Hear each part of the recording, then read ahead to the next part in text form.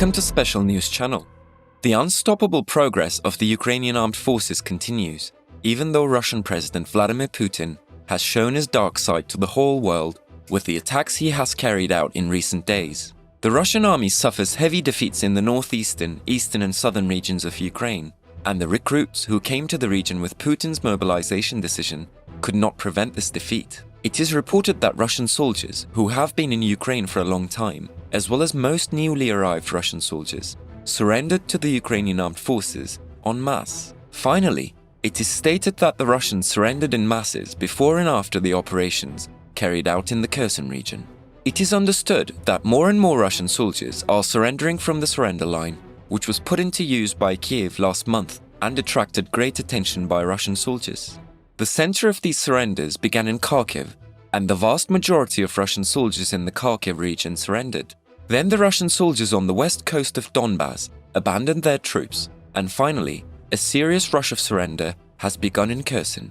The Russian military is aware that they have lost, and they say they do not want to sacrifice their lives for Putin's ego.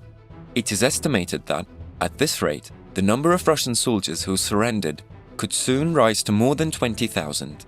In addition to these, it is stated that more than 100,000 Russian soldiers have already surrendered by escaping the war in Ukraine alone. This number reached much greater figures in Russia after the mobilization decision.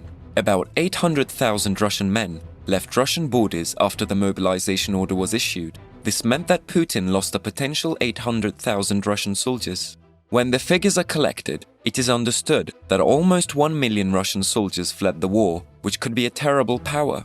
When we examine the details of the issue, Ukrainian Defense Ministry representative Andriy Yusov said that more than 16,000 calls have been made to the surrender hotline so far, and the number is increasing. A representative of Ukraine's Ministry of Defense announced in an interview that Russian forces have made thousands of phone calls declaring their surrender to the ministry since the hotline went live a few weeks ago. Andriy Yusov said the calls came from soldiers waiting to be deployed and even from already mobilized Russian troops. He added that more than 16,000 calls have been made so far, and the number is gradually increasing. Yusov added that in some cases, wives call the hotline to get their husbands to surrender. He also announced that Ukraine would follow the protocol of the Geneva Conventions and would allow surrendering forces access to medical care and contact with their relatives. At this point, considering the calls of the wives of the Russian soldiers, it is stated that the number is estimated to approach 40,000. The frequency of stories of Russian soldiers surrendering increased as Russia continued to struggle in the war effort. When we watched the different event carefully, the Russian troops put a white flag on the tank and surrendered to the Ukrainian soldiers. In the surprising images captured from the south of the country, the Russian soldiers wore a white flag and surrendered to the Ukrainian soldiers. The footage shows a Russian BMP-2 vehicle advancing towards Ukrainian soldiers thought to be in Kherson. The vehicle, affixed with a white flag, was surrounded by Ukrainian soldiers before the 3 crew members came out with their hands in the air. Ukrainian soldiers then entered, stripping the soldiers of their weapons and taking them prisoners. These events actually show us how difficult the situation of the Russian army is in the region. However, if you think that these are solitary events, you are wrong. Recent reports indicate that, as the Ukrainian armed forces approached, a regiment of Russian soldiers asked for help. 3 weeks after the Kremlin announced a nationwide mobilization to recoup Russia's massive losses in Ukraine, significant numbers of soldiers began to arrive at the front. It should come as no surprise that these troops are poorly trained, ill-equipped and unstable. Consider the 127th Rifle Regiment. Apparently confusing hundreds of Ukrainian separatists and Russian soldiers, this formation has recently arrived in southern Ukraine's Kherson Oblast and is already in trouble. The Ukrainian General of Staff reported that the situation in the 127th Rifle Regiment is critical. There are long interruptions to water and food in the subunits.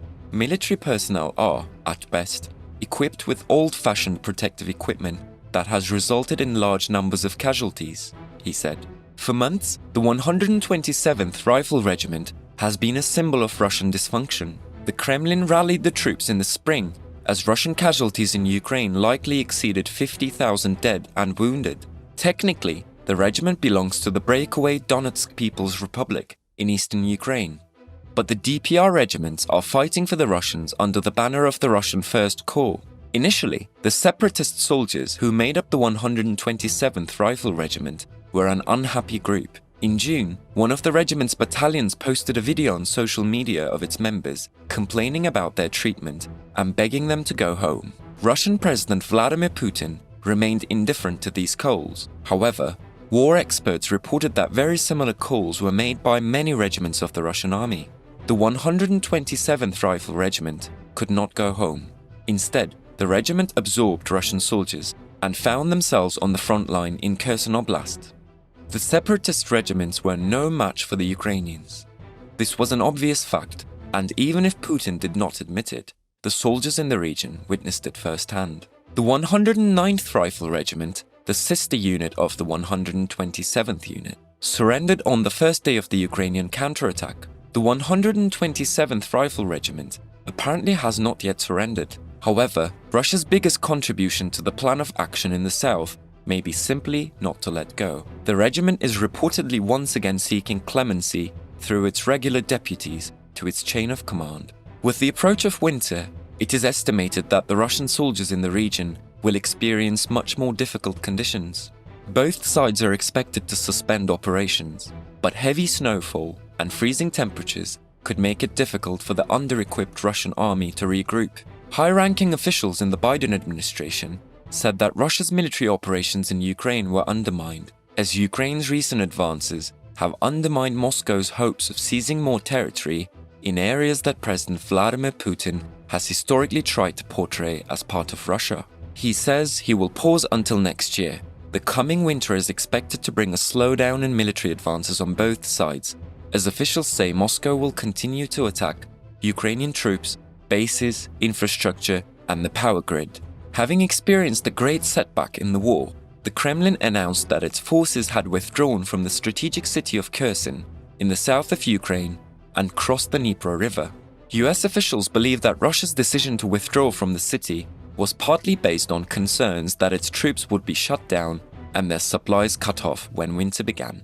A NATO official said Ukrainian troops destroyed or damaged all but one of the bridges leading to the city, limiting Russia's ability to resupply 20,000 to 30,000 troops. The Kremlin certainly wants to see a ceasefire go into effect in the coming months to renew its army and strengthen its position on the ground. The Russian government appears to be encouraging Ukraine's international partners to pressure the government in Kiev to negotiate a ceasefire. However, this may not affect Kiev. The Ukrainian forces, who have taken the upper hand, believe that they will take back all the lands from the Russian army at the moment, and they are increasing the pressure on the Russian army. For this reason, the Kremlin is cornered and they will continue to lose unless they consolidate their supply lines.